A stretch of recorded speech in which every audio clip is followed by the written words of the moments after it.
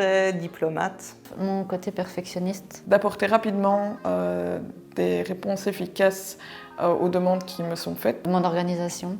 Réflexion, remise en question et questionnement. L'empathie est quelque chose de très important. Tout le côté communication. C'est le fait d'être systématique en fait et de penser les choses de manière à toujours vérifier ce que je fais pour être sûr que ça fonctionne dans pas mal de cas différents.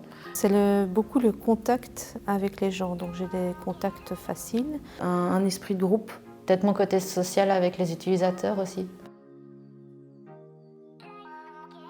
D'avoir en fait une empathie plus grande par rapport à un homme, ça je le remarque justement en enseignant. Les femmes ont de toute façon des réactions différentes face à certaines situations que les hommes. Nous avons des profils effectivement beaucoup plus analytiques, nous avons des profils beaucoup plus créatifs, mais nous n'associons pas dans les processus de recrutement certaines qualités par rapport à un genre. Oui, mes traits de caractère, il y en a qui sont communs à sans doute un peu plus de femmes que d'hommes. Mais je connais des hommes qui ont certains traits de caractère en commun avec moi. En termes de communication, je pense que je vais pouvoir apporter quelque chose, une communication différente.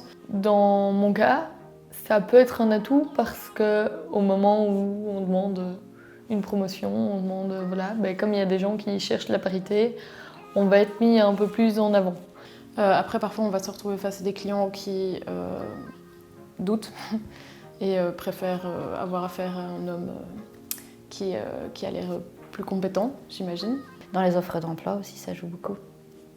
S'il y en a qui ne veulent pas te prendre parce qu'ils ont peur que tu tombes enceinte et donc que tu sois absente. Pour moi, c'est juste une question de compétences. Quand je regarde toutes les compétences autour de moi, elles sont les mêmes, que ce soit homme ou femme. D'un côté oui et de l'autre non. Plutôt motivant dans mon cas.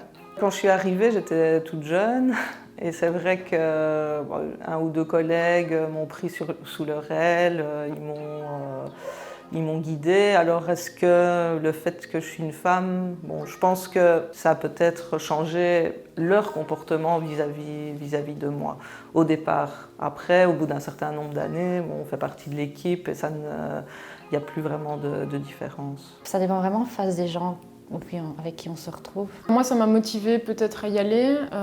Et je pense qu'au contraire, justement, le fait que moi j'ai toujours eu l'habitude d'être dans des études plutôt masculines, c'est peut-être plutôt ça en fait qui m'a aidée en termes d'intégration. Je n'ai vu aucun problème, ce n'était pas non plus un avantage ou un inconvénient. Je crois que j'ai été traitée comme tout le monde.